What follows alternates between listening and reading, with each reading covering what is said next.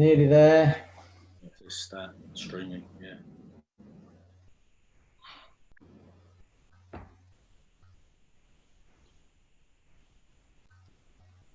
Bang, yep, it's up. Good, right, that's that bit up. Good, right, I can ignore them and go on with us. Right, thanks very much, Ian, for agreeing to spend a bit of time with us this afternoon. Obviously, as you said just before we come on air, very difficult at the moment for everybody. So hopefully we'll provide a bit of light relief and for everyone to listen to this afternoon. Let's hope so. Basically, what I'll do is I've obviously done all my research during the week and everything. Obviously, I know well about your time at Barnet and everything. Being a Spurs supporter as well, I obviously knew of you when you were starting to come through the ranks there as well. And obviously, being a Kent boy as well, you've been to Dover and Gillingham and Ebbsfleet as well. So, of course, you know, that all goes with everything as well. Been asking questions all week from the Barnet fans. Some of them obviously I've sent to you, so you've got an idea what's coming. No one's asked anything controversial or anything like that. Up to you what you want to answer, up to you what you don't want to answer. Yeah. Well, I'll ask you for your best Barnet 11 as well. I've had a few people asked what your best team was, so we'll go through that a bit later as well. Obviously, yeah. Martin went through his team last week, named you in it as the captain as well. Of his right back. I don't know if you actually heard what his team was, though. No, I didn't. I didn't see it. Okay, let me go back a couple of pages and we'll go through what he had. Which was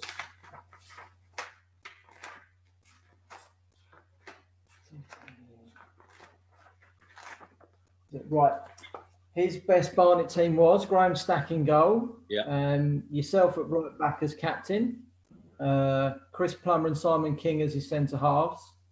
And Elliot Johnson at left back. Obviously, the current Barnet left back at the moment.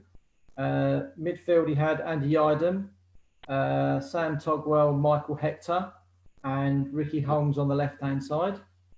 And then obviously the front two very much speaks for themselves, Giuliano Grazioli and John Akindi. Yes, yeah. I mean, I was fortunate enough to play with a few of those lads. Obviously, a few that I didn't.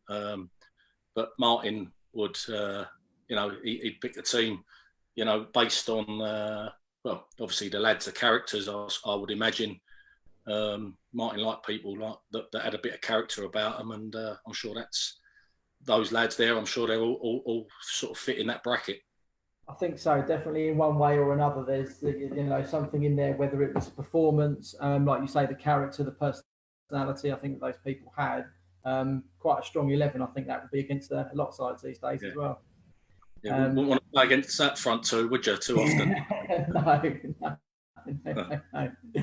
No. Right, okay. Starting off, your early years obviously spent at Spurs, and an FA Youth Cup winner in 1990. Obviously, I spoke to Neil Smith earlier in the season, obviously an ex-teammate of yours then around that sort of time. Which other sort of players were around then as well? I'm trying to think back to sort of 1990 in that sort of young team to come through. Our team was Ian Walker in goal. Yeah, same age as me. Obviously, Smudger, myself. Yeah. I'm trying to think, we had a lad, Vic Hardwick.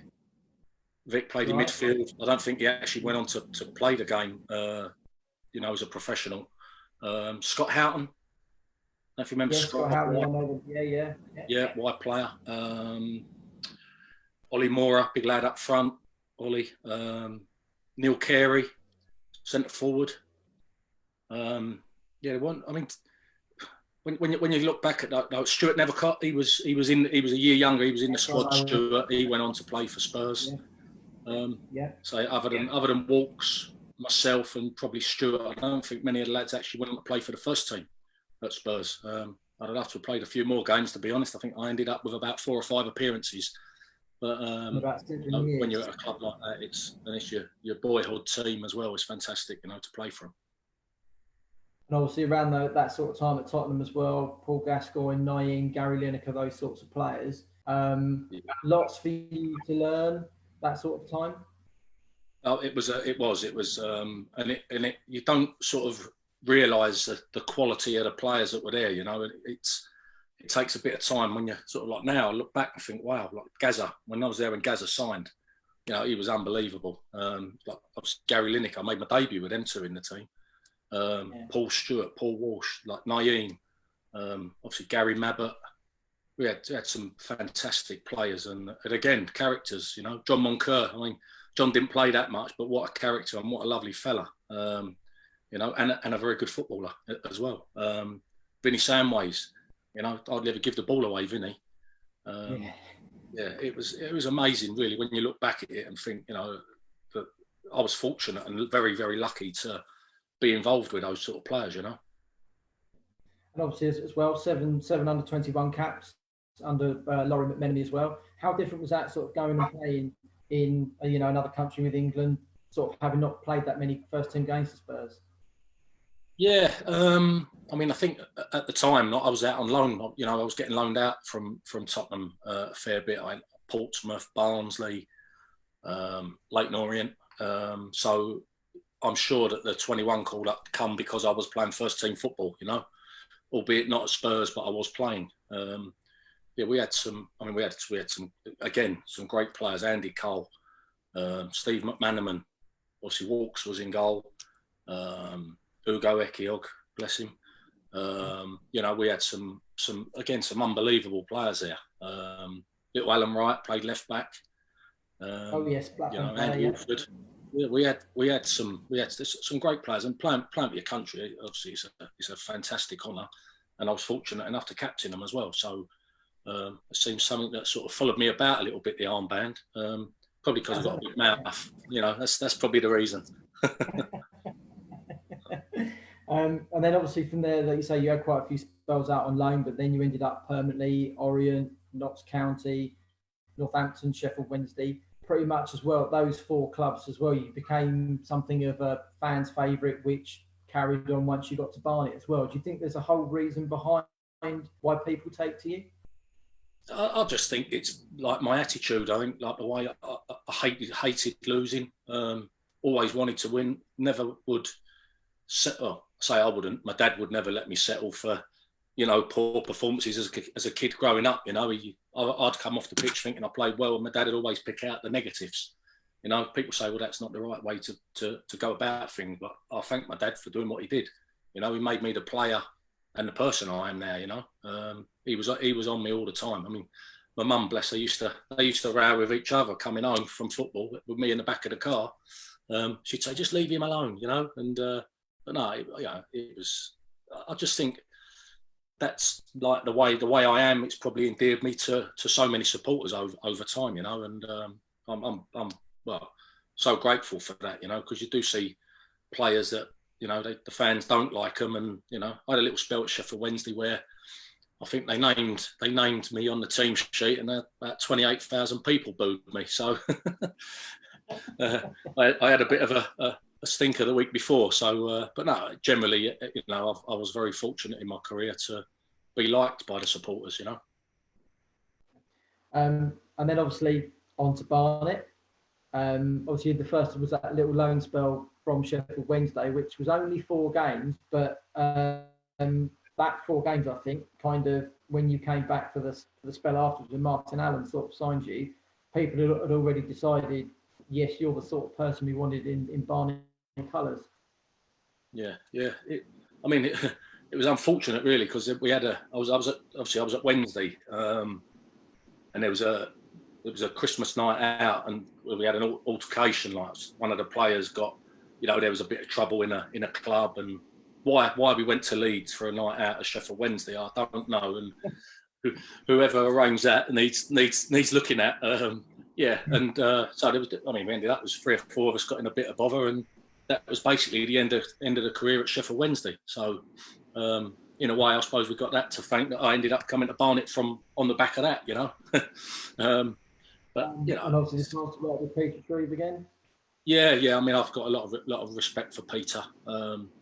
Obviously, he was at Spurs when I was a youngster, and you know, Peter's just totally different way of managing anybody I've ever known. But you know, what a lovely guy, and I still see him out. He does assessing for the Premier League, and I used to see him at West Ham when I was there. Yeah, and no, he's a great guy, Peter. And then obviously, quick pit stop in Peterborough after obviously I seen the contract came to an end at Sheffield Wednesday, and obviously Martin wanted you back at Barnet.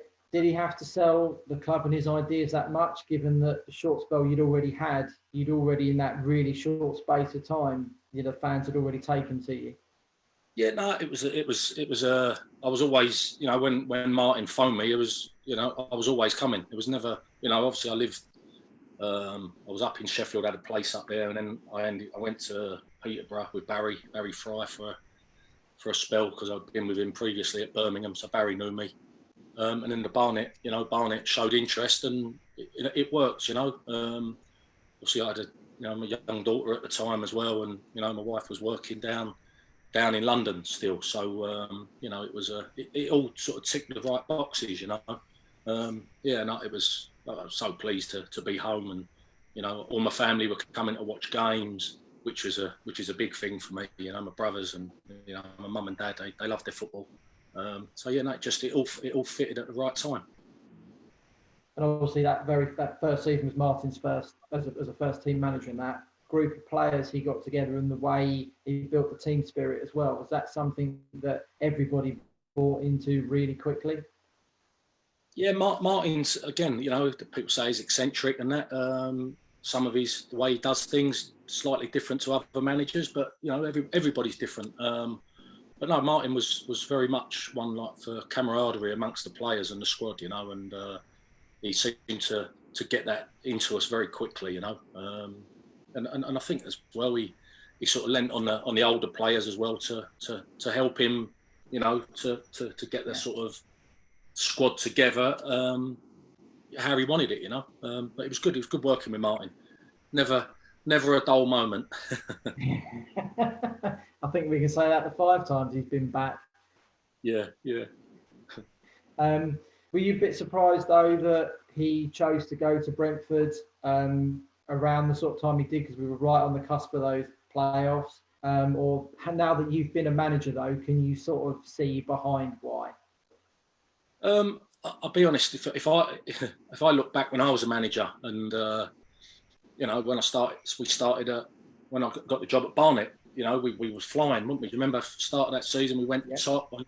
We beat Notts County at home and spent all the money with Sven, and and I think as a manager, I fell in love with the club at Barnet. I did at Orient when I was a manager. I played there, and you don't see yourself ever wanting to leave, and I have never thought that. But when I look at managers now, like what Martin did, you sometimes have to sort of be.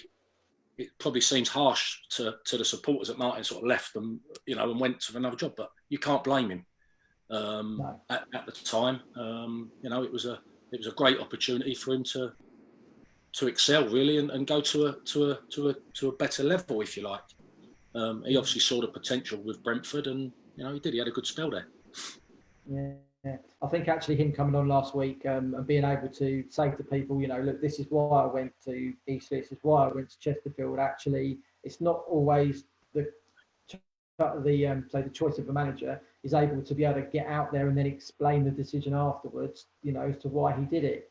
I think last week gave him a good opportunity to sort of, say, this is why it didn't work out, but that's how it is. Sometimes you've got to take the chance to do it. Yeah, no, it's right. I mean, you do. You don't know what's around the corner in football. Well, one thing you do know is you're going to get the sack at some stage. But every manager does. But I think there was an opportunity there for Martin, and you can't blame him for taking it. Yeah, and of course that then gave you your first sort of taste of management with Danny Maddox for that short space of time.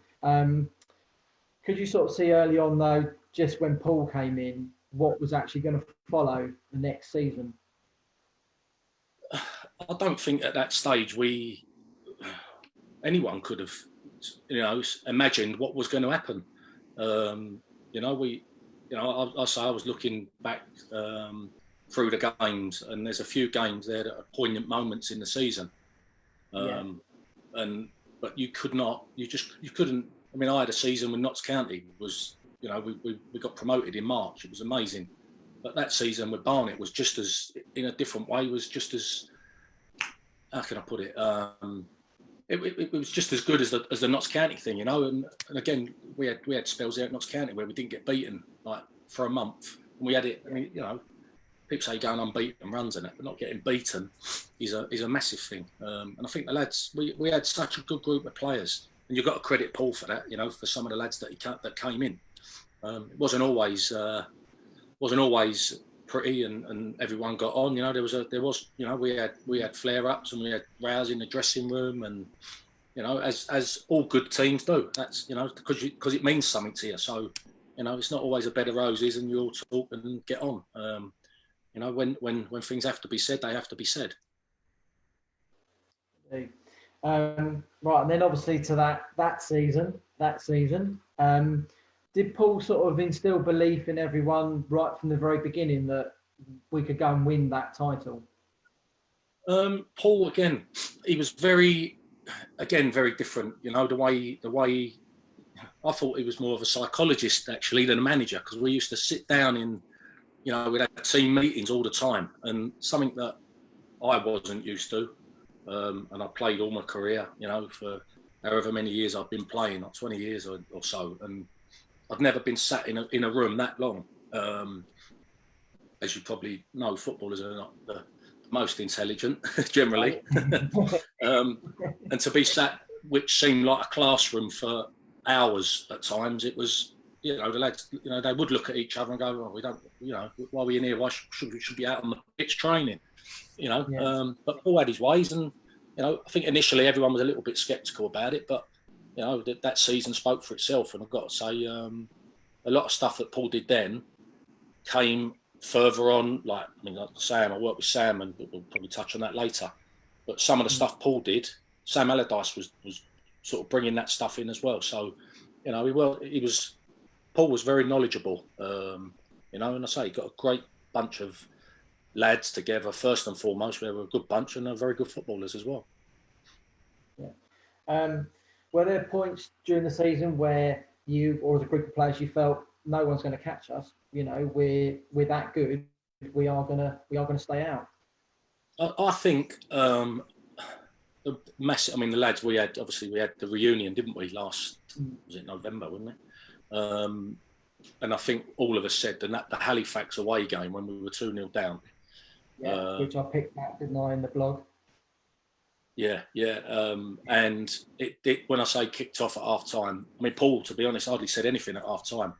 The players we were just at each other's throats, and you know, it was quite scary actually in there, in the dressing room. You know, yeah. And literally as we went to go out. Sorry, go on. Pardon? I was going to say, when I spoke to Ben Strevens twice this season, we were talking actually about that game, and he said exactly just what you said. There was nothing from Paul, but everybody was at each other. But then the second half came out like a completely different team. Yeah. I mean, I'll be honest, and we brought this up with Paul as well. He decided that he was going to do from a deep free kick. We was all just going to run out. And I said, well, and we practice it in training. Like, so as he's about to strike the ball, we all run out, try and catch him offside. Well, 10 of us done it, or 9 of us done it, actually decided he was going to stay there. And we practiced it the day before. And I said, Paul, I don't think we need to do it. I said, we're defending well enough. You know, I don't think we need to do it. I said, and you're now relying on all of them tuning in and going back to what I said, you know, with footballers not being the most intelligent, and actually, bless him, on that day, he sort of was asleep. So, and that was what, when we came in at half time, that was a lot of the argument was about. You know, we said we didn't need to do that, and you know, but as I said, Paul, before we went out, he didn't say a lot, but he said, lads, he said, at the end of today, he said, everyone's expecting you to go and get beaten. 2-0 down at half time.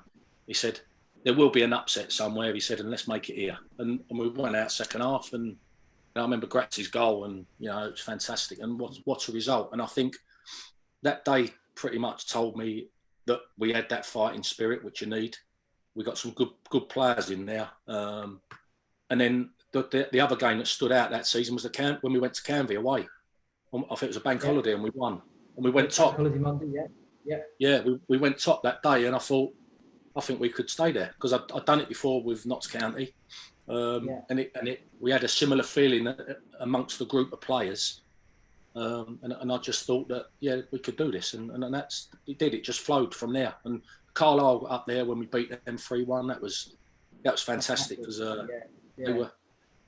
their supporters weren't very friendly towards us. No, they weren't. No, and that was a great win. That was. I remember that vividly.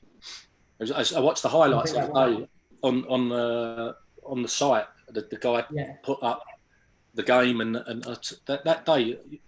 I know we won 3-1, but it was Scotty in goal, wasn't it, that day? Scott Tynan. Yeah, Tynan. Yeah. He made some saves that day, didn't he? He was. Yeah.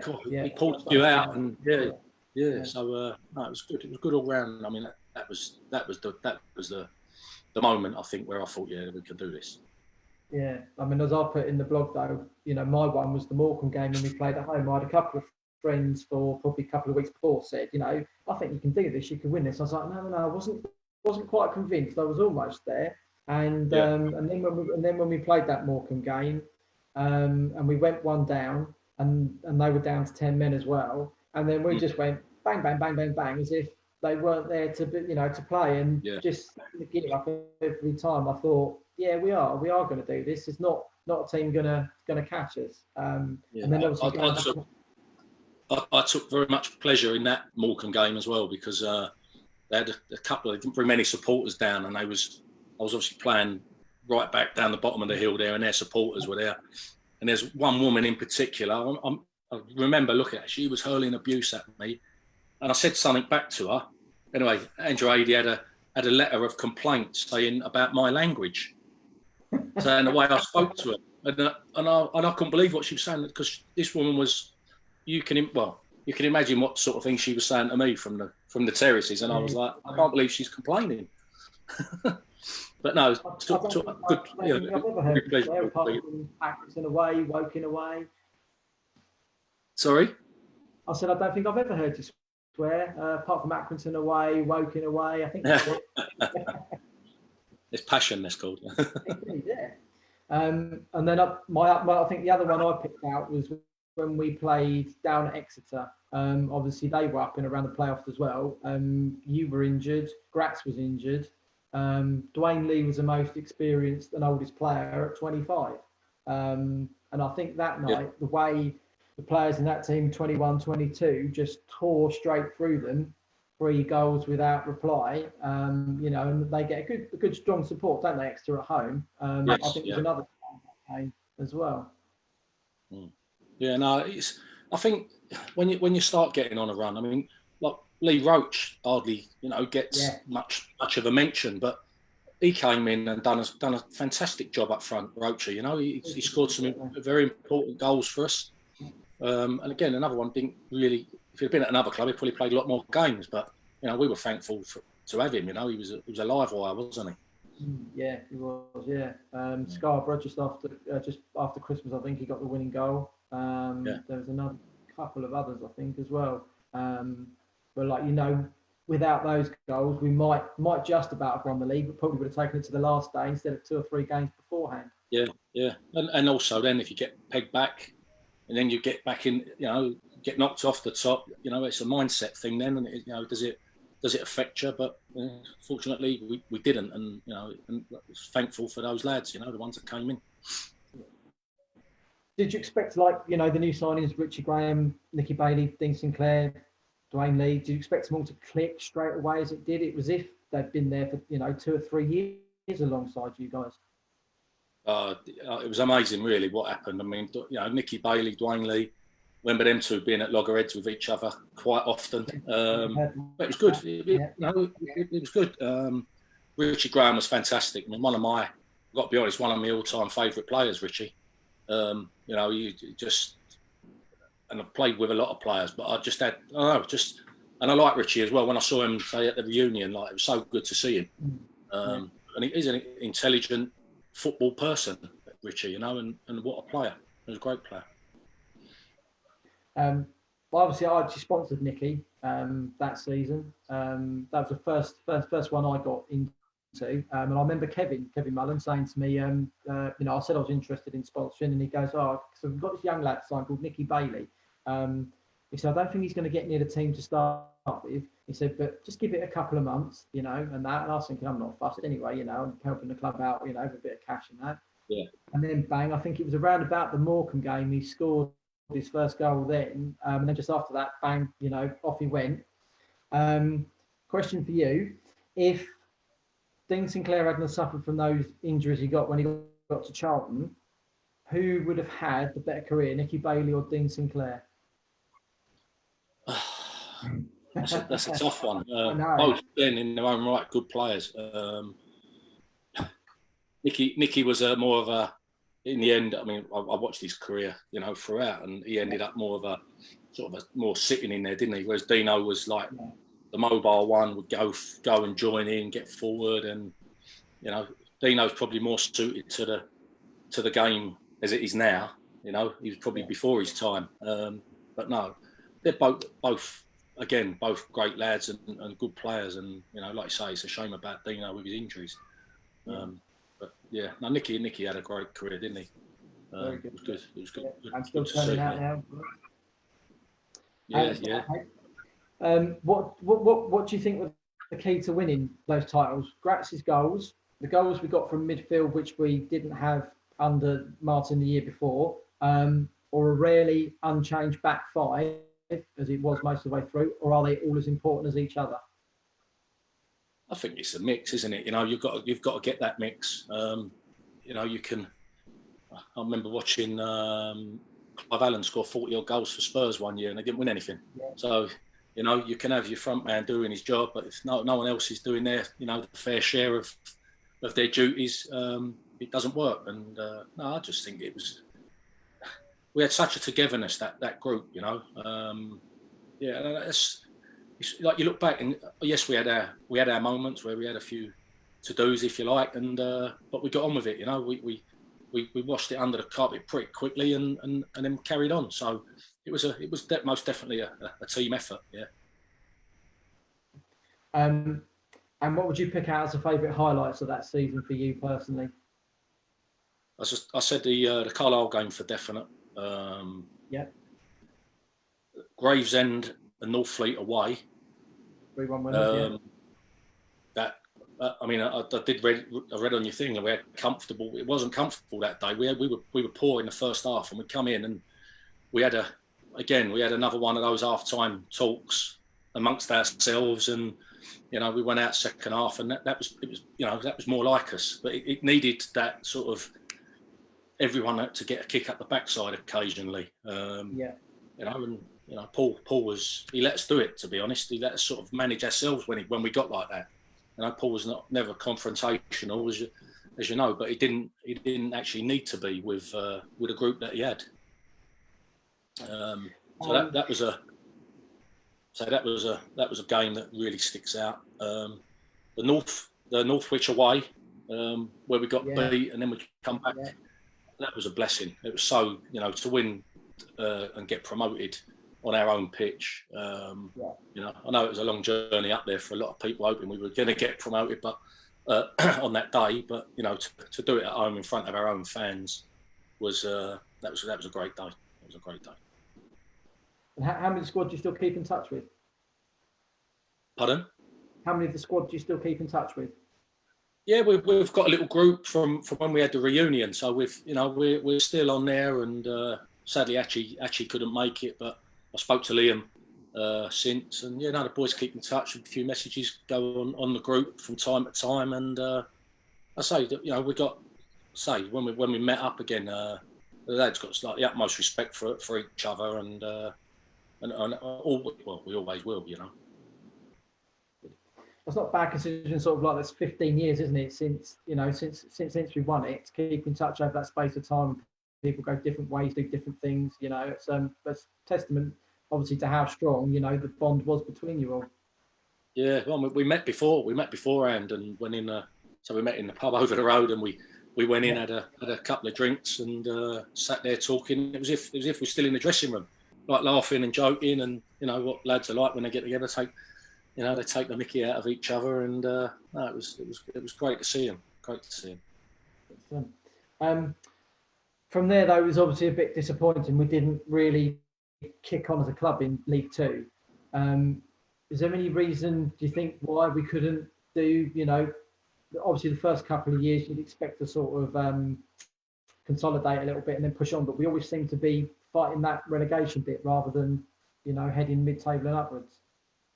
Yeah, I mean, it's a hard one. I mean, you could say, obviously that the ground and stuff, and players trying to attract players, it could have been an issue for some players coming to Barnet. But I mean, say the stadium now is fantastic, the Hive, isn't it? I wish that was done 20 years ago, and it was. You'd love to go play football there every week, wouldn't you? But yeah, I don't. It's tough when you get promoted, and obviously that first season you've got to stay there, which is, and then you've got to try and sort of strengthen your squad as you go, and whether that's, I wouldn't say anything to blame or anything like that to Tony, because he's done a great job at Barnet over the years and still going strong now. So it's just, I think you've got to be a little bit fortunate as well with some of your signings. Like you said, Paul brought all those players in and we just gelled like that. But in the league, it's a little bit, I'd say, it's a little bit more difficult. Injuries play a massive part as well, because if you've got a squad of players, I mean, like we were saying, when I took over, I ended up losing my centre halves. I had Ishmael out, Gary Breen was out. I had four fullbacks playing in my back four. I couldn't get anyone in. So you've got to be fortunate with injuries. So all managers will say the same thing, but yeah. Barnet's set. He's set to the club now, the structure of it, and the stadium is. It's a football league club. Just let's get back there where they belong, and hopefully onwards and upwards. Fingers crossed. Yeah. And then obviously from that came the end of your playing days, but obviously your first opportunity to step into management with Barnet. Did it come a bit quicker than you expected? Yeah, it did. And it was sort of, it was a shock to the system, because you think, it's easy to say things about managers when they're managing you. Like you say, I don't like this, don't like that. You don't do this, you don't do that. And when you're sort of put in that position, everything's 100 miles an hour. Like it's so stressful as well. It is. People don't realise. You think the transition from player to manager will be simple, but it's well. As you get older, you get a little bit wiser and you can deal with it. But initially, like everything's 100 miles an hour, and you're having to deal with more things off the pitch than you are actually on it. It's that's part of the management side of things. But no, I love football, full stop, and I'd love to get back as soon as possible. Yeah, I think having spoken to Darren, Ben, Neil this season as well, you can sort of see the times they've been enjoying it. You can see the times when the pressure's there a little bit, and how much they have to deal with, away from just 11 footballers out on the pitch who you've got to keep happy, who's going to be happy and all that. I've been lucky I've had that insight this year, which a lot of people don't get to see. Yeah. It's, I mean, that's, like you say there, it's not about keeping the 11 that are playing are always happy. It's the other 11 who are not playing. They're the ones that generally are your issue, Or in Barnet's case, it's the other 20 with the inflated squad that aren't playing. Yeah. Well, it'd be nice to have 30 in your squad, wouldn't it? And then obviously things like you said began like really well, flying away at the top of the league. And then the wheel sort of came off a little bit. Could you put your finger on what happened to just sort of flip it the opposite way? Yeah, I think the injuries did play a part. Breeny was probably one of the best paid players there, and he didn't hardly. Well, he started the season, and he's a very experienced player, and we missed him. And obviously when Yak was injured as well, like I said, you ended up with four fullbacks playing. I think we went up. The first game we got beat was I'm sure it was Rotherham, I think, and we had we were depleted. The squad was depleted that day. I remember that, and it's just hard, and the season went on, and I said to Tony, look, because coming to the end of that season, I think we had about 13 or 14 players out of contract, and I was just half pleading with him really to hang on and get me through to the summer, because it was going to, I was already looking to. I was arranging players to come in already, and so sadly after the Accrington game, he sort of phoned me in the morning and basically said, that's it. And I did say, I said, Tony, we won't need another point, we'll stay up. We will stay up. And I was confident, and we did. They didn't actually need another point either. But, Tony made a decision, and that's football, isn't it? So, yeah. And then obviously from there, you had a year away from management. Did you spend a lot of time reevaluating yourself, or going and learning from other managers and coaches around the country? Yeah, I went away and I'd done my pro license, got all up to date with all the qualifications, and I watched a lot of football, watched a lot of players. I did in the job. I couldn't give any more when I was at Barnet. I was out watching games every night of the week. When they were on, I was watching reserve games in the afternoons, looking at players that we could possibly get in. And that's the life of a manager, And so my wife never saw me, hardly ever saw me. In fact, Saturday was probably the most time we spent together when she came to the games. In some cases, it's a blessing, though. Oh well. Yours is obviously not in earshot. And obviously, then a return to the game with Dover. All brief, as brief as it was. Yeah. But they'll be following it on Facebook. Sorry? I said, yeah, Dover. Yeah, as brief as it was. Yeah. As brief as it was, yeah. And then obviously you went to join Hesse again at Gillingham. Why the change so quick? About 18 days into the job. Well, I went and had a meeting with the chairman at Dover. Hesse actually had put my name in for the job when he left, because Hesse was going to Gillingham, and they were gonna, or they was trying to keep Mark Robson there as his assistant. Right. Yeah. Scally wanted Robbo to stay, so Hesse just said to me, "Look, said I put your name in." He said, "I can't do anything at Gills. Me and Andy are best friends, and he would have took me there if he could have done." So at that time, Robbo was still there, so nothing. So I went down and saw Dover, saw the chairman, agreed a deal, and I literally went on holiday, literally the day after agreeing it. And whilst I was away, Andy rang me up and said, "Ian," he said, "Robbo's not going to stay. He don't want to be my assistant." He said, "So there's an opening," and he said, "Do you want the job?" So I felt terrible, because I'd agreed with in principle with the chairman that I was going to take the job, and and I went a day I got back from holiday. I went down to see him. I said, "Look," I said, "I'm not, so I don't like to say this, but I said I've been offered a job they're Gillingham full time. They're in the Football League." I said, "And it's something that I can't turn down." I said, and he was a bit disappointed, and rightly so. We had agreed it, but like I said, that's football sometimes, and you got to do what your gut tells you to do. And I did. In the end, I know I made the right decision. And then to Big Sam and West Ham was the next. Yeah, that come. I'd always been in touch with Sam from the Notts County days. I was his captain there, and always got on well with Sam. And when I always used to ring him, see how he is, ask him if he needed any help or anything like, and then obviously the under-21 job came up, and Sam said, "Well, you'll have to come in, Hendo, and put a session on," he said, "and we'll watch you and see what you do," and which was quite nerve-wracking, the thought of it. So I went down to Trouble for the training ground and met Sam. He went, as he would, "All right, Hendor." Then you go sit down in his office. It's me half expecting I'm going to go outside and put a session on. He went, can you start tomorrow? I went, yeah. I said, I'm not under, because I wasn't under contract at Gillingham, although apparently a 3-year contract appeared with my name on it at Gillingham when Mr. Scally tried to get some compensation from West Ham. Yeah, that sounds like Paul Scally, yeah.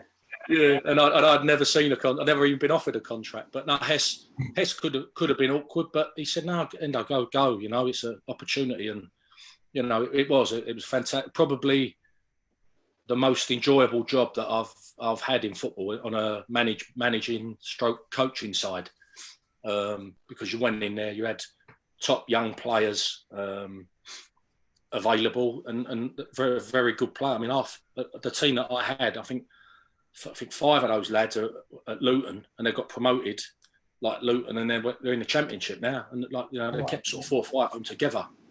Yeah. Potsy, Elliot Lee, Pelly Ruddock. I mean, Ollie Lee was there. George Moncur.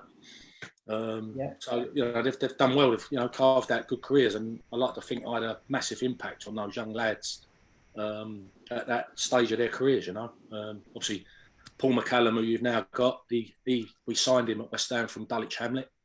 So I've done a lot of work with Paul when he was younger, and you know, his performances and his goals show what a good player, and still I think can play at a lot higher level. And then I think, was it a promotion to first team coach? Yes, yeah. Wally Downs was there and left, and you know, we'd done well the first, because the league, the Premier League, like reserve league at the time, it only went to Christmas for some reason. It was like a 6-month season, which we won, and you know, the lads done great. And Sam said that Wally's going here, and he said, and I actually, like I said, that was been even now has probably been my favourite job in managing and coaching. But when the gaffer comes to you and says you're stepping up to the first team, you can't turn him down. You go, well, where's your ambition, son? You know. And Sam always got his way. So yes, boss. Yeah, I'll do it. Yeah. Rector says, can you change your doorbell tone? Honestly, and then obviously the adventure at Orient didn't quite turn out to be the adventure it was. Again, with that, I mean, I went there. I signed Paul McCallum, took him to Orient. It was one of my first signings because I could see the potential in Paul. You know, he'd get goals. He'd put the ball in the box. There's no one better at attacking the ball from across than him. So I took Paul. Yeah. We beat Barnet opening day of the season, didn't we? Yes, you did. Yeah, I was there for that. Yeah, my first game. Yeah.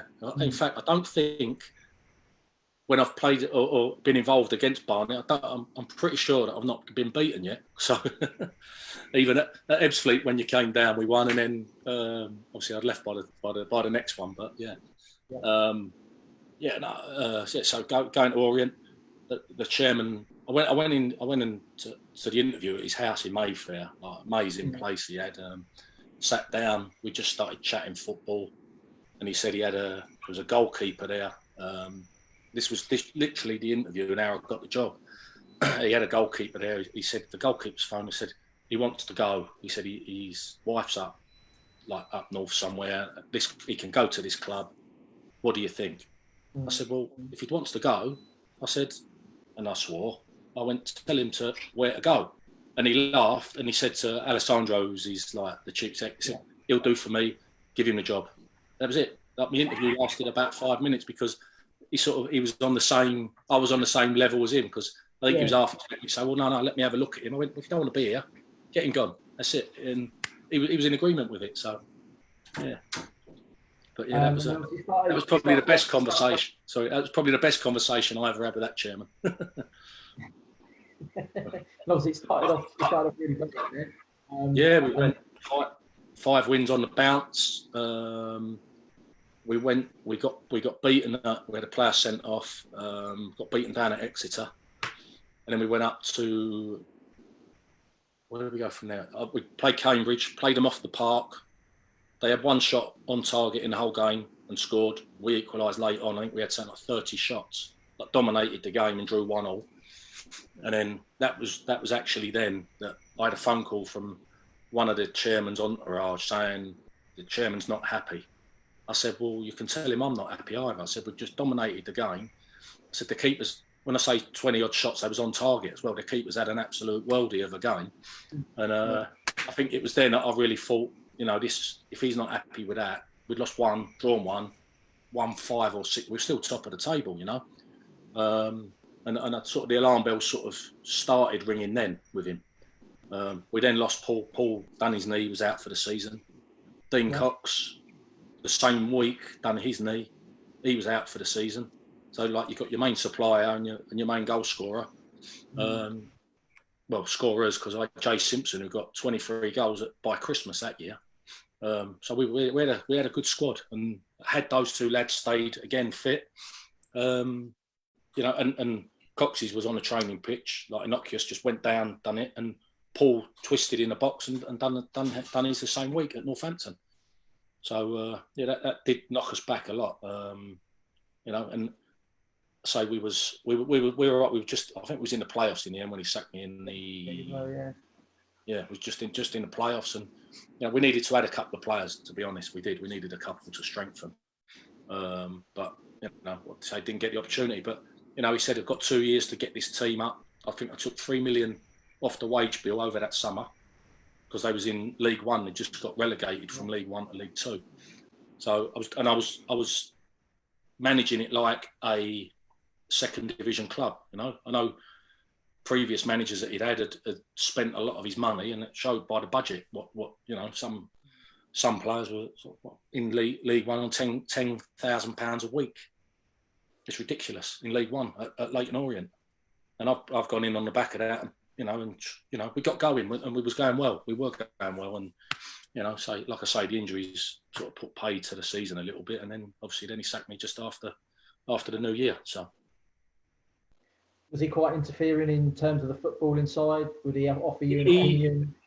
He tried. I'll be honest. No, he did. He'd come in. Obviously, I had Andy Hessenthaler as my assistant, and he'd send one of his lads in on a Friday in our team. Like, we'd have a management meeting in the morning on a Friday, make sure everyone's fit, a little plan of action for, you know, the pre-match, what we was going to do the next day, and he'd always send one of these boys in, and we put a team up on the wall, and he used to report it back to the owner, who then in the afternoon would phone and go, you're playing so and so and so, why are you playing him? And it weren't till we clocked that Vito, his name was checking the team and reporting it back. So in the end, we didn't ever just put the team up. So we said, we don't know yet because so and so's not well. So and so's not well. We're going to make a decision in the morning. So that's how we got around that one in the end. But you know, he did it. He had an opinion, but you know, if you start listening to people as a manager and not doing what your heart tells you to do, then you're in trouble. You know, you're compromising what you're all about. And you know, I'm quite a stubborn person, and I wouldn't. I'd never have that. I'd never have that. And obviously, on the back of that, it's taken Orient, you know, a good 3 or 4 years to then recover from that and get themselves back in a state where they're stable again. Yeah. Again, you know, like Barnet is a fantastic football club, Orient, you know, and I had good times there as a player, and as a manager, I honestly thought he was going to give me the season at least. Yeah. You know, and I'm sure we'd have been in the playoffs. I'm sure of that season. So we had Jay's got 23 goals up to Christmas, and then he sort of dried up after that. I don't know what happened. Like Hess took over. Yes, he did. Kevin Nolan went in, and Hesse took over in the end, didn't he? Yeah. Yes, not very good. Well, Kevin Nolan started all right. Then I remember them coming to Barnet, and he played. I was at the game. I was at that game. It was a draw. Yeah. Was it 0-0? No, beat them 3-0. Sorry? You beat them 3-0. Played them off the park. Sorry, yeah. Oh. Yeah, and I think if I remember rightly, Kevin Nolan got substituted by his coach because he wasn't having the best of games in the middle of the park. He didn't play very well. No, I don't think. Again, all the goals he got at West Ham, Kev. Yeah. I don't think he could handle League Two. It's a totally different. It is a different environment out there. It's different, totally different football, and Yeah, I thought. I mean, I tried to sign Kev when I was the manager, and he was coming in training with us. A little bit awkward when he got the job, like 4 days after I got the sack, but because he didn't want to sign as a player for me. Right. But all of a sudden, he started playing as the manager, so I thought there was something not quite right there. And then on to Ebbsfleet. Was that a bit of a favour to Gary Hill?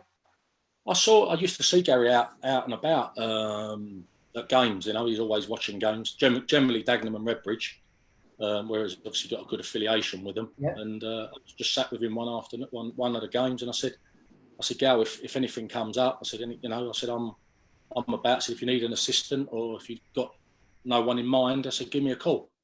And well, literally within 10 days, he got the Ebbsfleet job and phoned me. So I had a quick meeting with him and agreed to go in. So again, we started well. We went in and we just missed out on the playoffs from being fourth bottom when we went in there. Yeah. With the same squad of players. Again, difficult times at the club. Like with payment issues and stuff like that. It's not they haven't got the money. It was just delayed all the time, and when players have got things to pay out, on a monthly basis, it's difficult when their money don't come on time, and they were disappointed, and you could see it, and I think it reflected in the way or where they were when we went in. Yeah, and obviously, I think in the different clubs you've been at, you've seen so many different ways of it with it on a low budget at Barnet. You've worked with some great players at West Ham, troublesome owners at Orient, money troubles at Ebbsfleet. You've sort of seen every side of the game. In probably what some people wouldn't see in 20 years of management, maybe. Yeah, and you've missed my little stint I've just had out in Gibraltar. Well, that was actually on the list next to come to. So sorry, right? Okay, yeah. So no, it's been. You can't believe some of the things that go on, and why. And when you think about it afterwards, you think, well, why does that happen? If things need to run smoothly at a football club, especially from a manager's point of view, like I said before, you're worried more about things off the pitch than you are on it, and the more time you get out on the grass with the players, the more opportunity you've got of putting your ideas across to them and getting them playing how you want them to play, rather than having to deal with everything else. Yeah, agree with that. Right. Anyway, then, so how did the move to Gibraltar come up then? Well, it's funny. I literally left. I walked out of Ebbsfleet in the end. I just. It was, well, say we played Barnet on the Tuesday night, I think it was. We beat you at home. Yeah.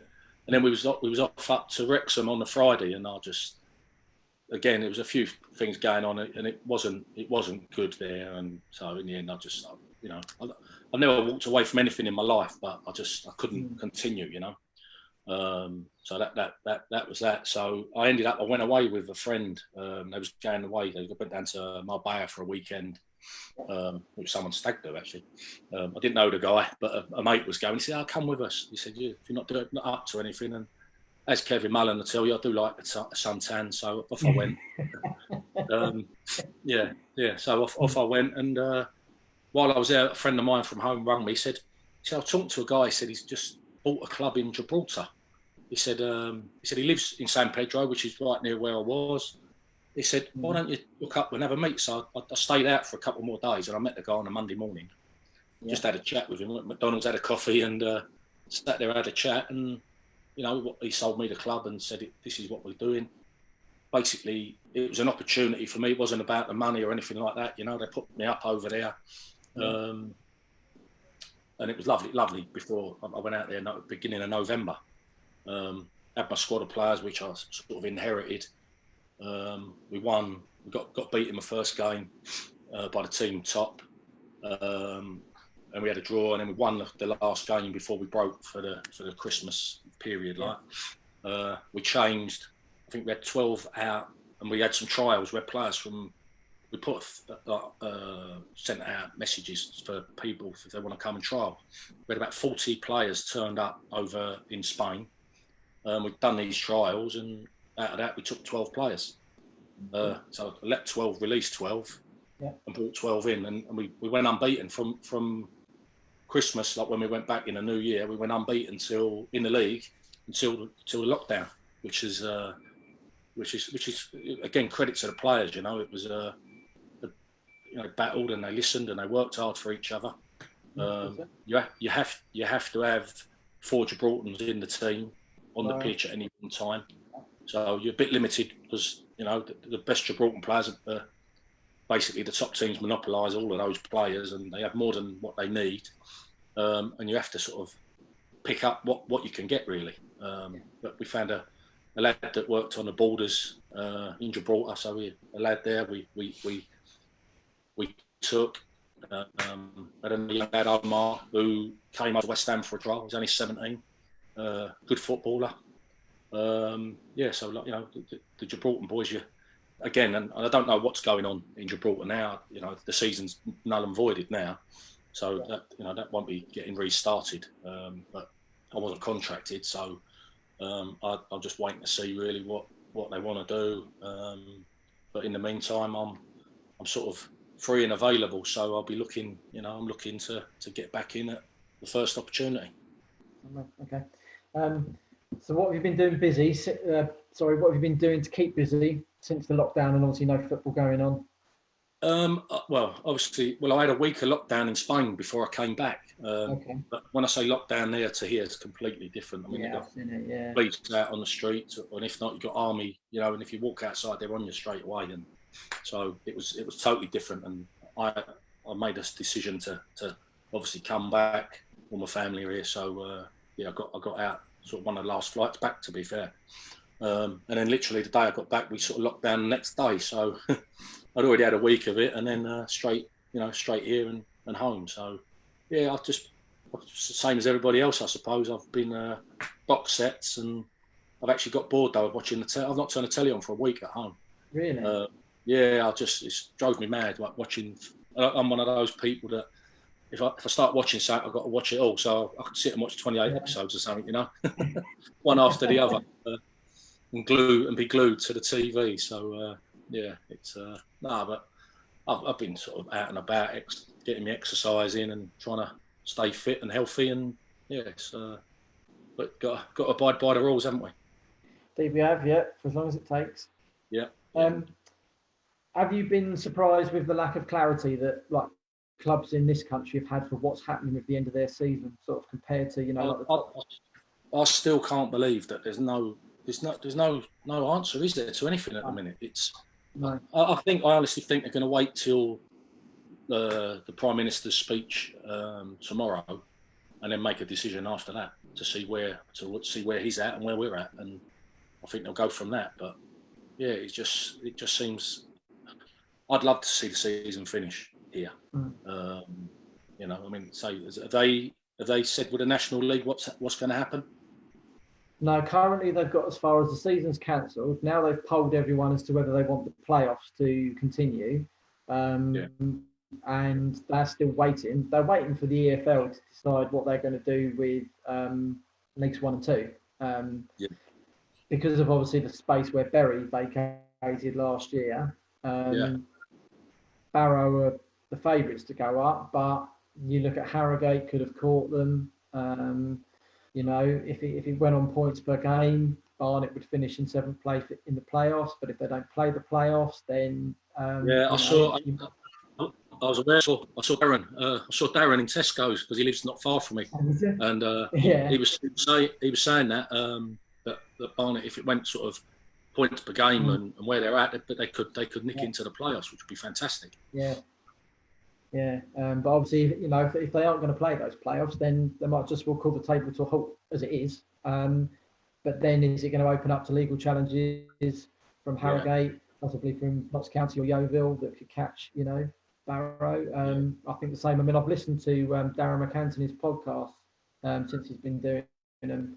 And he's adamant he'd like the season to finish in League One. Peterborough are in a good position. You know, if they call it a halt, is it then going to get messy through the courts and whatever? I don't know. I think the longer it goes on, the harder it will be to finish it. Yeah. No, I agree. I mean, it's timing as well, isn't it? That's the Yeah. key to all of this now. And then it's the stadiums are going to be closed, behind closed doors, and it takes not only from a supporter's point of view, because you want to go and watch a football club, but from a player playing in an empty stadium, it doesn't give you that same drive, I don't think. So it's going to, well, who knows? We don't know what's going to happen, do we? So no, we don't. That's the thing. Do you expect we may see one or two casualties of clubs disappearing because they just can't cope financially through this period? I think there's very much a probability that will happen. I think it will happen. I think certain clubs. I spoke to Andy, who's managed down at Dover, and he said, the chairman, he's been having conversations with, and he said things are going to change dramatically there next season. So so he's already been told that, Andy. So so I spoke to Andy. I was literally actually due to meet with him on the Wednesday before it all started going a bit ping-pong. So we never actually got together, which is a bit of a shame. Yeah. But I've spoken to him a couple of times, and he's reiterated back, even going back about 6 weeks, that they're not in a good shape in Dover. But I think there's probably a few League One and League Two clubs that are pretty much in the same boat as well. Yeah. No, I think something will happen somewhere, which is sad. Really, it's sad. Okay. So what does the future hold for Ian Hendon? Well, when I left Orient, I sort of had a little dabble in the agency business. I couldn't get a job. I applied for jobs. I applied for Barnet job a few times again, but no. It's like talking to a brick wall, Tony. I was not pleading, but I tried to get back to Barnet. So I was doing the agency stuff. Pardon? Yeah, no. So I started doing the agency stuff with the players that I took. I knew I wouldn't just take anyone. Obviously, I had Paul McCallum. Obviously, knew him at West Ham, Orient, etc. I probably had about 12 players at the time, and then obviously when I got back into football, you have to went back in at Ebbsfleet, and you can't do both jobs. So I had to sort of step away from the agency side of things. But I don't know. The answer is what lies in store. I still look after Paul. I speak to Paul on a regular basis, and I know he's been loving his time at Barnet. I did try and get him there a couple of years back. I did mention him to Tony, and I honestly think Paul at Barnet would have an impact like John Akindi did all that, for those years, and the goals that he scored. Different type of player, but I'm confident with Paul score goals at whatever level he plays. But he's proved it at National League level already, and I think that the Barnet supporters have been quite happy with him so far. What he's done. Yeah. I happened to find out you were his agent when I spoke to Neil back in February time.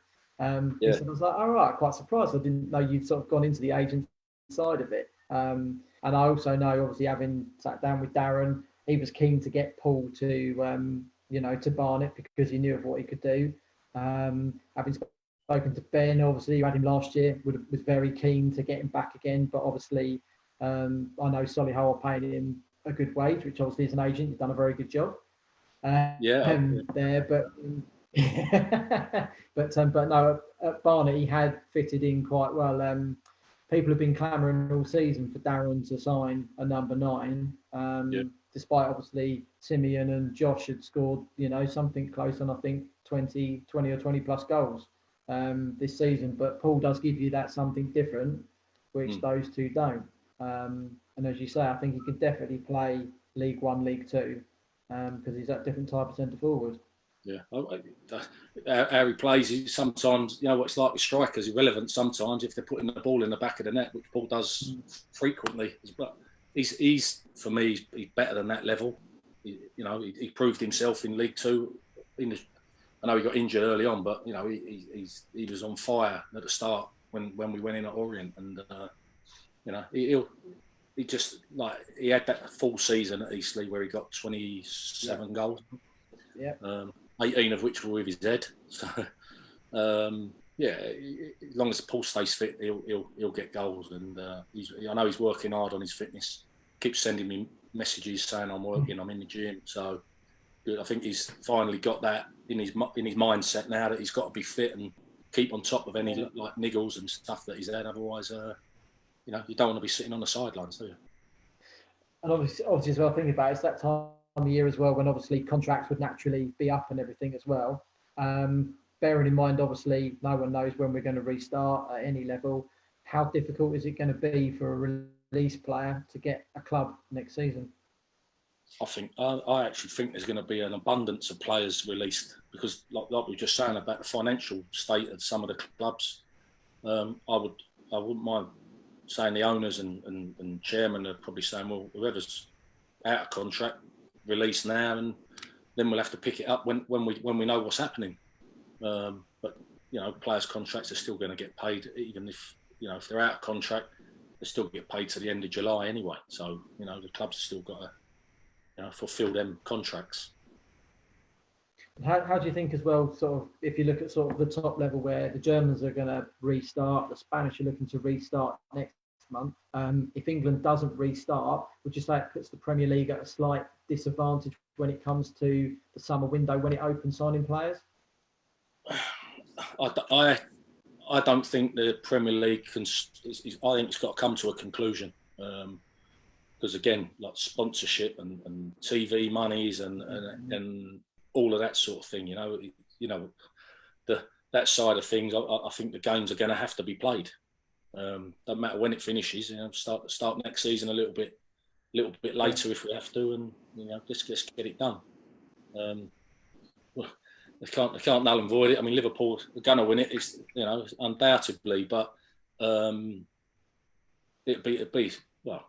It's just not worth thinking about if they don't finish it, is it? I think it's got to be done. Okay. Right. That's gone through everything I had. So what I'm going to do now is obviously I asked you earlier in the week for your best Barnet 11, and for those of you who are listening now, for those of you that are listening later, Ian's team is a little bit unorthodox, shall we say? It doesn't sit 4-4-2 or anything like that. The only thing he was worried about was leaving out some of his mates, wasn't he? So I think you've got about 8 substitutes. That's right. And I've not even put Hess on there. He won't be very happy. No, he won't. Well, fingers crossed he won't hear it anyway. Right, for those of you who are listening or watching it later, Ian's best team is Scott Tynan as his goalkeeper. He's only picked 3 defenders, so we're only having a back 3. So we've got Ismail Yakubu, Simon King and Simon Clist. Then 5 across midfield. I'm not quite sure who's going to go where because we've only got 1 central midfielder in Nicky Bailey. It was all out attack, this team. It was flamboyant and just let's score more than the opposition.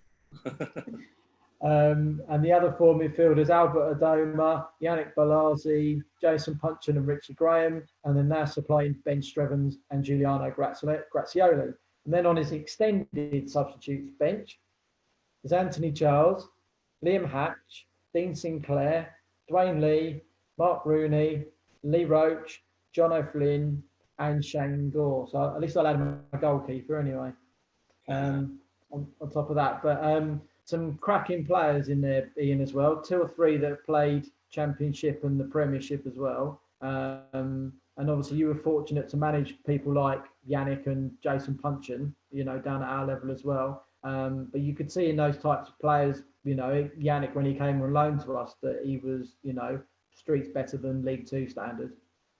Yeah, Yannick came in and trained with us one day, and he just came in, and me and Lee Harrison, and we watched him. I said, I think he can be better than, in positioning. I said, I think he could probably do better than Albert at the time. That was my initial thoughts on him. And he's had another one who's had a fantastic career. Took some work, Yannick, as did Jason Punchin as well. They didn't want to listen, but in the end, I think I mean, I've seen them like when they're at Palace, and when I was at West Ham, and I've seen them at games, and they used to say, "Well, I'm glad like you used to give us some stick when we played," and like they're thankful for it now, because at the time they think what you're saying is not right, but in the end they get their head around it, and they take it on board and listen and learn basically. But no, I'm so pleased for them lads, and as much as I might have given them an earache from time to time, I'm sure that they're happy that I did. Going back to that 2004-2005 squad, how many of those would you have expected to have moved into coaching or management? I put Charlesy on there just for entertainment value, to be honest. Yeah, no, I mean, we had some great lads in that squad. It was fantastic going into training every day, and it was fantastic, and credit to Paul for putting it all together. But yeah, those lads going on to coach and manage, it's difficult to say. I know Richie Graham I spoke to, who's done his badges and he's articulate. Rich, I think he'd be and I had a good chat with him when we went to that reunion, and I think Richie would be a fantastic coach, because he's very in depth in what he does, and he's someone that if I get back in, he's someone that I'd probably contact and see what he's up to, and because I like the way he spoke about and his passion for it, So yeah, I could see Richie doing really well. And obviously Strebs is Ben's done he's done a great job down there. I know he didn't want to lose Paul. He did fight tooth and nail to try and keep him, but Paul moved on for many reasons, but he enjoyed his time down there, and he liked Ben. So Ben was a good coach, and he got 27 goals out of Paul, so it tells you, that Ben is a good lad. He's an honest lad, Ben, and I speak to him quite a lot still. Have a chat with him, and it's good. It's good to see him doing well. Yes, it's good. Very open. Right, I've got a set of questions for you. Some of them because I've obviously sent them over to you earlier in the week, so they're not too many surprises. Right, first one from Lee Hyams. As a Heart man yourself, who's the most physical opponent who gave as good as he got against you? And this is going to sound probably like a bit of name dropping, but I played against. There's been a few, but the hardest one I played against was Alan Shearer. We played down at Southampton, and it was a floodlit cup for Tottenham. I played a year out of my age. I played up a year. We went down there, and he was so strong in the air. I mean, it's not the biggest, but he was so strong, and he did. He taught me a lesson that day, I've got to say. So that's from you don't think that of him looking at him, but he was a tough opponent, physically as well. He was very strong. Yeah, he was always very good though, wasn't it? Shielding the ball, using his body as the on that and the defender. You could you can see. I couldn't. I mean, I wasn't heading wasn't one of my great assets, but the ball, anything in the air, he'd get above you and he'd hang, and I couldn't beat him. He was just he was different class. Okay, and then one from the illustrious Kevin Mullen. Does Ian recommend the Saint-Tropez Classic Bronze or the Saint-Tropez Everyday Gradual Self Tanning Lotions? Well, I don't actually wear any, so I can't really help you there, Kev. Baby oil's a good one. Okay, right. Next one from Chris Stokes. You were always a bit of a good wind-up merchant for us.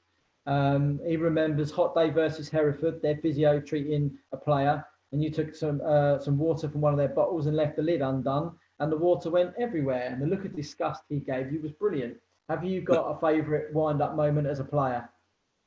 Oh, there's probably been a few, to be fair. Sorry? So Stevenage has got to come into it somewhere, surely. Yeah. Oh, yeah. That was the one when me and Dino Marmaria got sent off. Yeah. And he was giving it big time out on the pitch, and So we went down the tunnel, and I forget the steward's name. I forget his name. So we walked off, and I went, "Well, go on then." I said, "You're talking about it. Let's have it." No, that was in the tunnel. I said, "Well, come on then. Like, talk a good game." I said, "What you got?" So, it's a bit of, I don't know, a bit of male testosterone as well, like, and he just stood and watched. He just stood there and watched the steward, and he was like, and Dino, nothing happened. Like, Dino went in his dressing room, and thankfully, I'm glad it didn't. But he said, he weren't sort of full of the chat there, was he? Like when we both got sent off, and I sort of laid it down, laid it to him, and so yeah, no, he went quietly after that, Dino. Yeah, no, games. I mean, the throw-in was the one. Like if you're winning and you pick the ball up and you don't throw it on the pitch, you just sort of throw it down the line, so it don't come in play. So it just kills a bit of time. And I used to do that quite a lot. Just to winds the opposition up as well, doesn't it? That's the the supporters as well. You can do it in front of their corner. Yeah, that's it. Yeah, I don't mind winding support up. I've had a few of them in the time. Yeah. Right, the next one from Stephen Cranfield, also known as B Forever on the message board. Aside from the fantastic win at Carlisle, one of my favourite memories is when you were managing with Liam Hatch. You couldn't get his attention, but with the help of the main stand, you finally did, and then Hatchie proceeded to do the exact opposite. What was Hatchie like to manage, and what's your favourite memory of managing the Bees? Well, as I said earlier, Hatchie not being the most intelligent after his little his mishap at Halifax, but no, Hatchie's he's again another good lad. He's not the sharpest. Well, he wasn't back then. I think he's living up in Middlesbrough now. I think he's up that way. Yeah. But no, I mean, you have different characters in football, and I think as a manager, you soon realise that you have to treat everybody differently. You can't treat everyone the same. Some players need arm around their neck, around their shoulder. Others, they need need to be told all the time. And you have to find a happy sort of medium with them all. Generally you do your team talk, but that individual side of things with players, I think, is massively important now from a manager.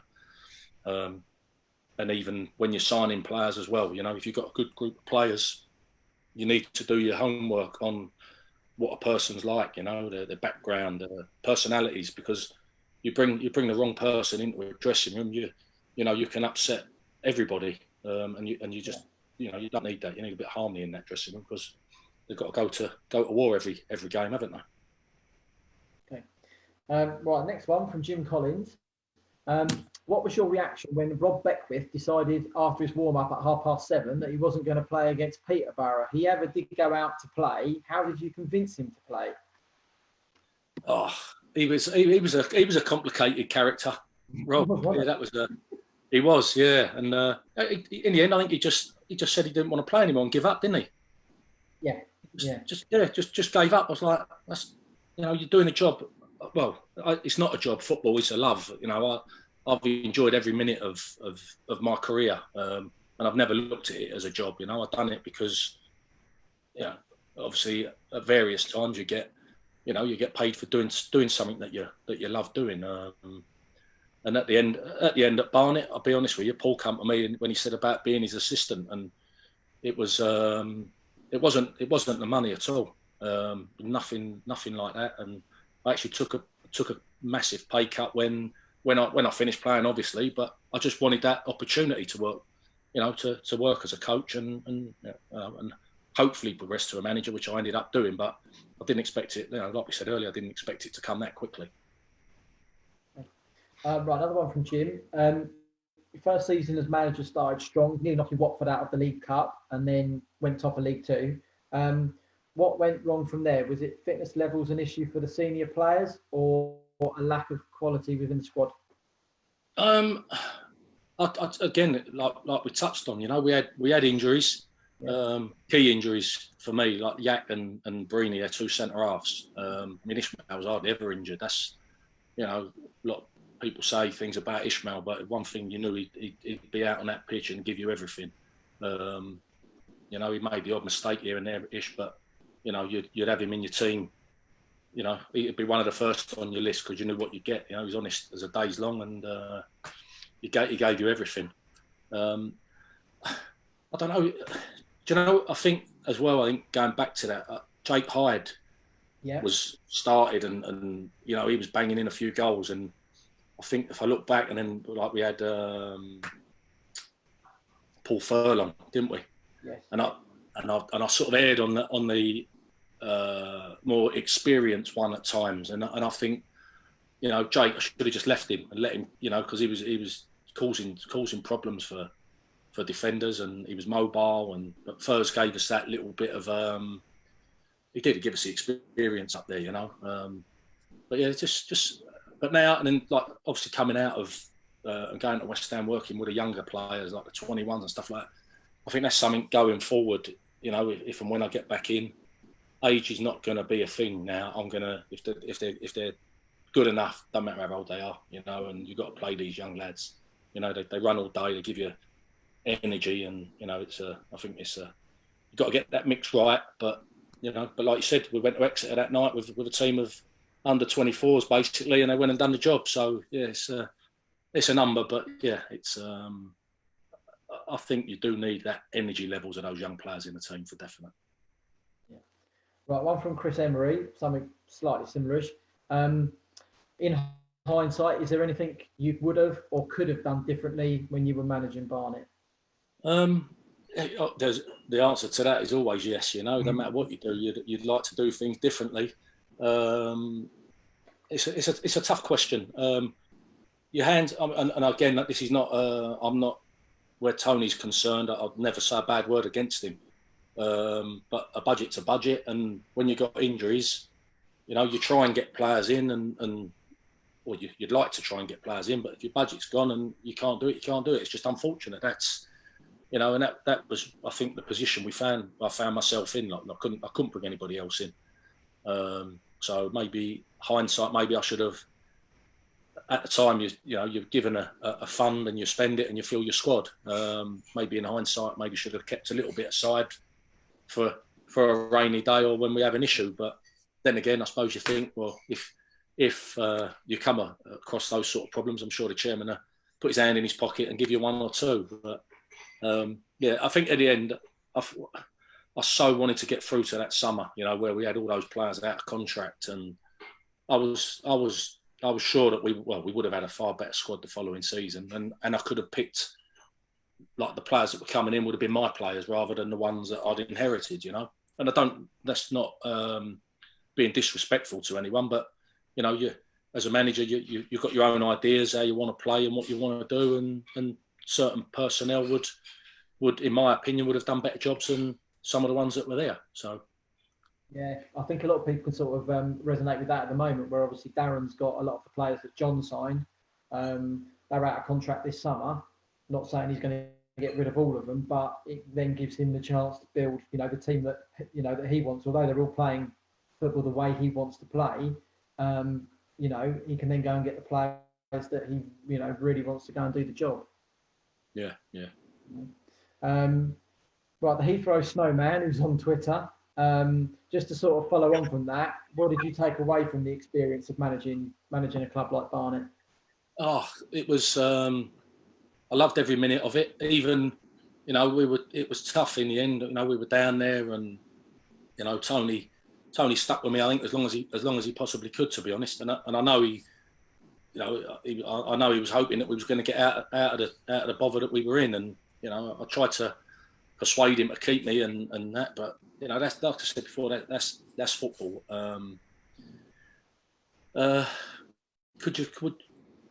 Again, you when you look back, there's certain things you'd like to. Hindsight's a wonderful thing, and the supporters on the side all think, until you're in that position on that touchline, and I'll tell you, it's a lonely place sometimes when things ain't going right. And that trip up to Accrington was my last game, and coming back on that coach, you sort of half. Tony phoned me 7 o'clock in the morning basically and said, "Don't come in. I'm going to make a change." I was like, "Okay, fair enough." And yeah, I was devastated, to be honest. It was that hurt. That was me first sacking, and yeah, it did. That hurt, that one. But I've got so many nice people at Barnet are still there. I go back. Tony always makes me welcome. Always treats me to a bit of dinner when I go, and it's and obviously seeing all the old faces still going there, and I love it. I love going back to Barnet, and always a pleasure.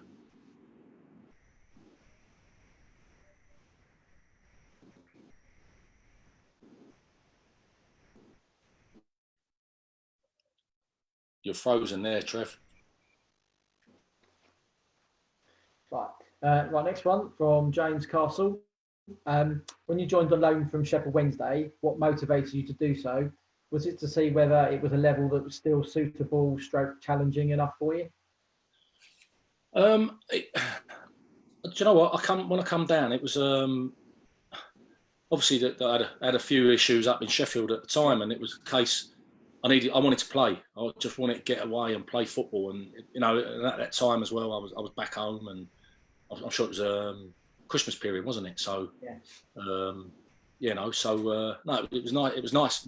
Nice to get home, but then to come and play, and then I really enjoyed it. I did. I really enjoyed it at Barnet, and it just seemed straight away. It seemed like I liked it here, and it felt comfortable. And like I said, the supporters made me welcome, and it just seemed in the end, it was the right move to, from a loan point of view, and then obviously permanently, it was great. Okay, next one from Lucy Walden. Having played and managed in England, how does it compare level-wise to Gibraltar? The standard in Gibraltar, I would say, is the good teams are very good. There's three of the teams there. The budgets are huge compared to the rest. They qualify. If you win the league there, you qualify for the Champions League qualification spot. So it's no different to England in that respect. You win the cup, you get in the UEFA Cup qualifier, which is big money, for those clubs. So the top teams are good. The rest is much of a muchness, to be honest. And the standard, I would probably say, probably not as good as a National League. If I was trying to compare it, I'd probably pitch it somewhere like Conference South. The majority of the teams, a few of the teams are good enough to play in the National League for sure. But yeah, it's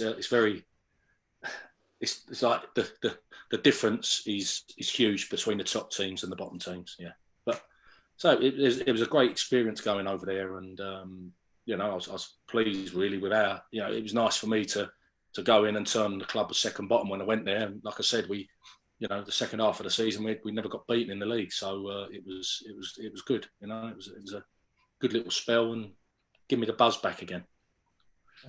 One thing I will say about the Gibraltar, they didn't like. I'm not because I'm English. I don't think they like my passion. I ended up getting more bookings on the touchline and yellow cards than my players did. Right, next one from Keith Doe. Have you still got the black Speedos with champions embroidered on the back?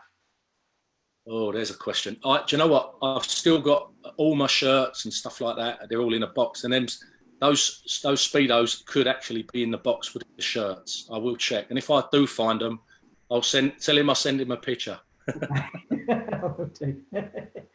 Right, next one from him. How much fun was it being in the championship team with King, Gratz, Strethy, Charles and everyone?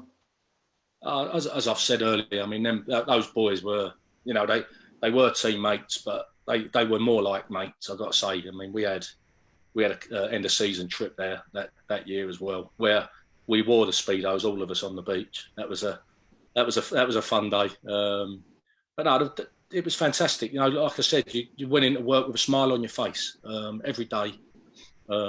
We had a laugh. We got our heads down and knuckled down when we had to, but it was we did the majority of it. I think you could tell the way we played. We all had smiles on our faces majority of the time, which helps obviously when you're winning. But but we were just a good group of boys, and we got on. We all got on so well. We had our ups and downs, but no, it was the majority of it. It was a pleasurable time. And the last one from him. You had incredible friendship with Donny Gaz. How did that come about, and what impact did he have on you?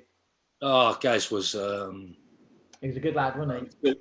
I still speak to Mark, his brother, and his mum and dad. I mean, Gaz used to obviously come down midweek, didn't he, for games, and he had nowhere.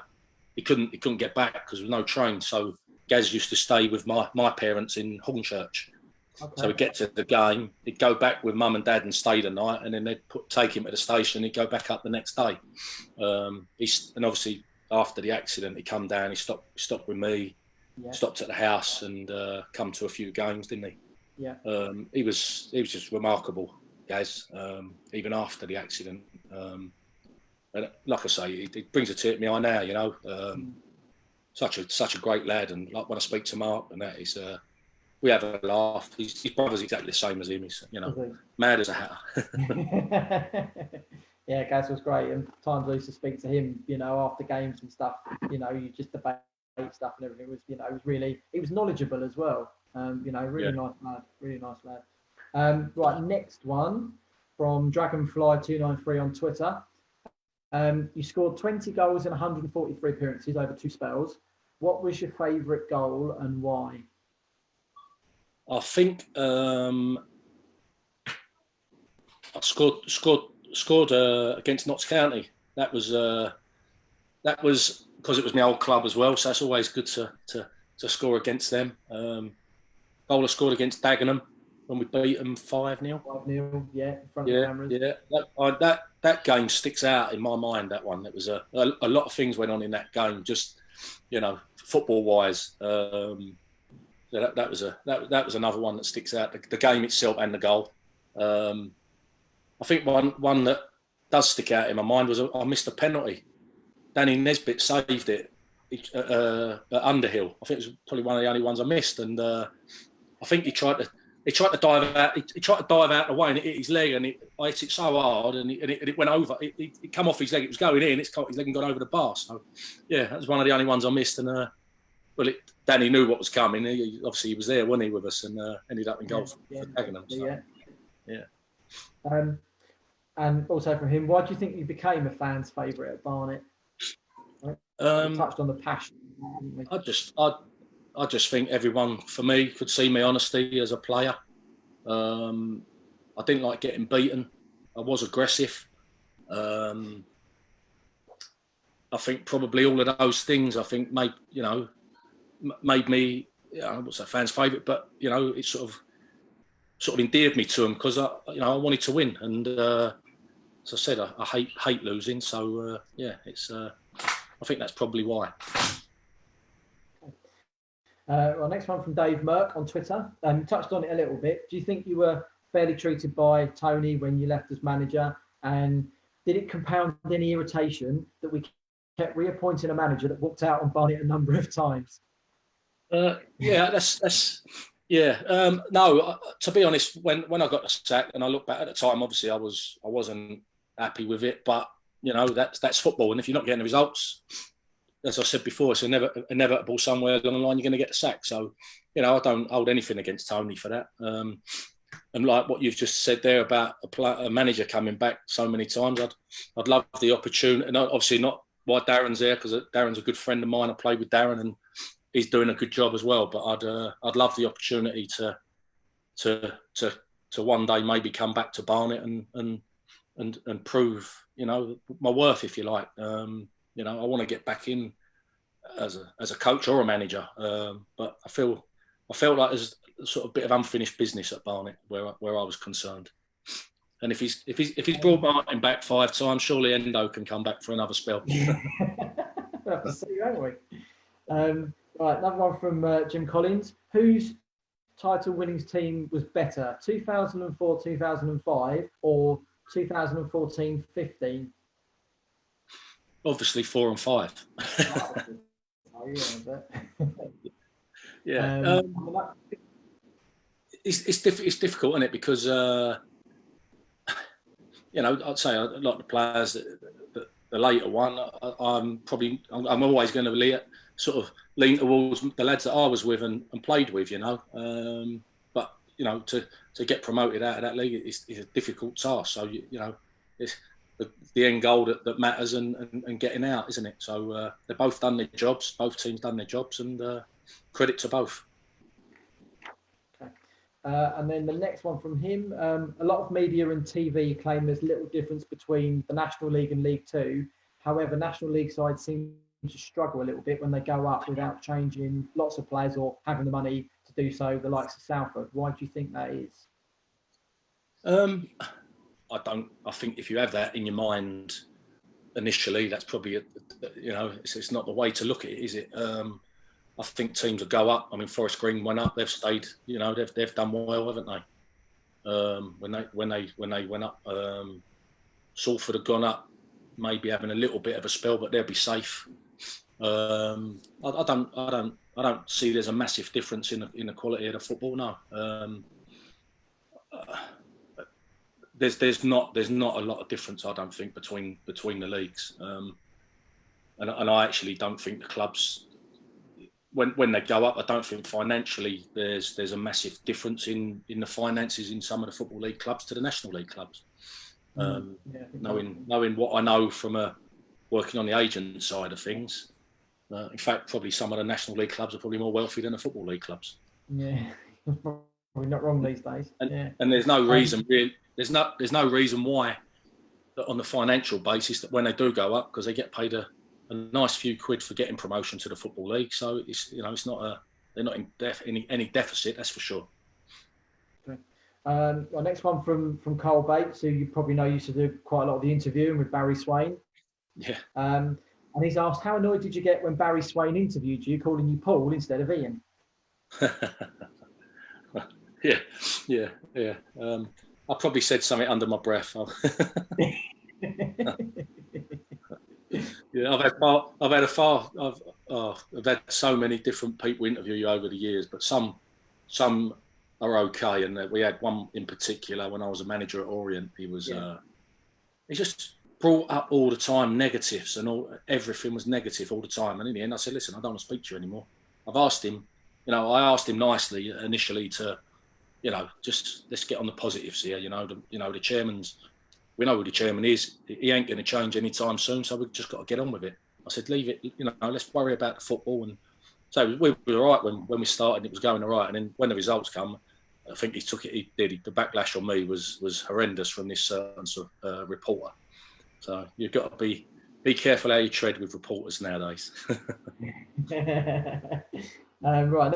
Next one from Lloyd Debenham. Who was the best player you managed at Barnet, and who do you feel was the best or most effective signing you made? The best I managed at Barnet. I'd like to say Yannick, because I think he went on to do for what he had. He made the most of Yannick. He was his attitude and his work rate was phenomenal, I'd say. He did have a little tantrum in him. When you said things to him, there's certain ways you had to speak to Yannick, because you could lose him. But out of everyone, I think he got his mind right, and he's gone on and had I'm not sure, he's out in Belgium now, I think, but he's got moved to Everton for 20 odd million, which is amazing. And I'm so pleased for all the lads that went on in their careers. I mean, Albert's still going as well in the Championship. So credit to him as well. Punch was a very, very good player. We all knew his trick, but no one could stop him. He cut inside, wouldn't he, and drop his shoulder Fine. But Richie Graham, I've said again, talent. I used to love Richie playing out on the left. Me and him had this thing. I could hit that ball out there, and I know he'd bring it out of the sky. Yeah. We were talking about that actually when we met. He loved it. We got on well, me and Rich. So yeah, it was good. Yeah. There was some very good players been at Barnet over the years, and been a pleasure to play with a lot of them. Okay.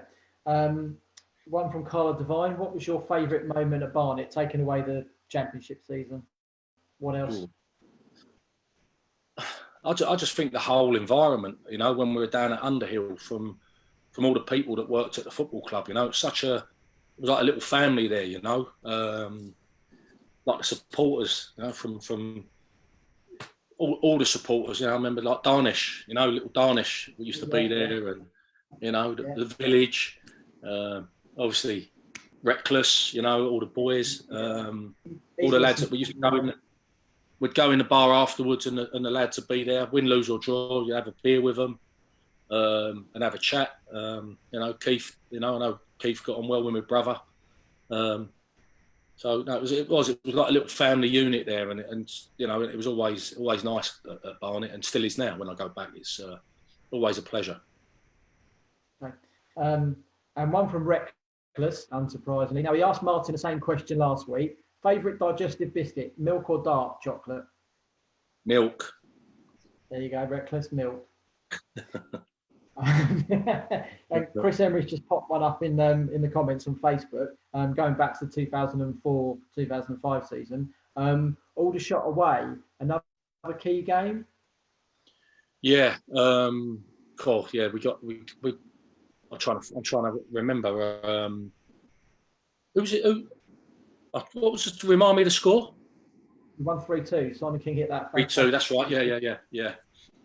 Yeah. I think a lot of those games were sort of on edge, and when you come through them afterwards, you sort of, some games you played, and like you said, like the Morecambe game, we went through them, and like they weren't there, and then you get games like that, and you get through it sort of skin of your teeth at times, and you think, well, that's done, that one's out of the way, and good, we've won it, move on to the next. And there's in football, you get games like that. You can get battered in games and still win, and play badly and win. It's normally a good sign of a good side. They hang in there and keep going. Okay. And then coming back to obviously where we are now, the current time, and the squad that Darren's obviously got at the moment. That, how do you sort of think the future's going to go? They've got the hive. Darren's building a team that wants to pass the ball on the ground. How far is the sky the limit? I think the setup, as I've said before, the setup at the football club's fantastic. It's a league club, in my opinion, the setup and everything about it is ready for the football league. And Darren's doing a good job there. He's a good lad. I know Darren, known him a long time, and so he's a nigh on a neighbour where I live, and I see him, and and everything I hear about Darren's philosophy and the way he plays, and everything's positive. The feedback I get on him, and I know he loves to play. I mean, he was that type of player, wasn't he? He's a footballer, yeah. And you can see his teams play that way, and and I really hope. Probably one or two additions, like you said. You've got Paul in there now, and he's had an impact straight away. And I know Darren spoke highly of Paul. Said how he's done when he came in. I had a lot to do with it when he was at Solihull, and Darren had ring me about getting Paul, to get him there, and I'm pleased he's there. And I know Paul's enjoying his time at Barnet as well. So fingers crossed that something may come of that, and. Well, as we've said, Paul's got the goals in him, and you get someone up that and banging them in, and you've got half a chance. And I really hope they do get up and get back in the football league. Okay. But last couple I've got from Pete Williamson. First one, actually, we've already touched on what we thought was missing from the squad when you managed Barnet. Obviously, the budget was gone. You couldn't, there wasn't any manoeuvre room. What sort of things surprised you once you became a manager? The sort of things you had to deal with compared to when you were just a player or a coach?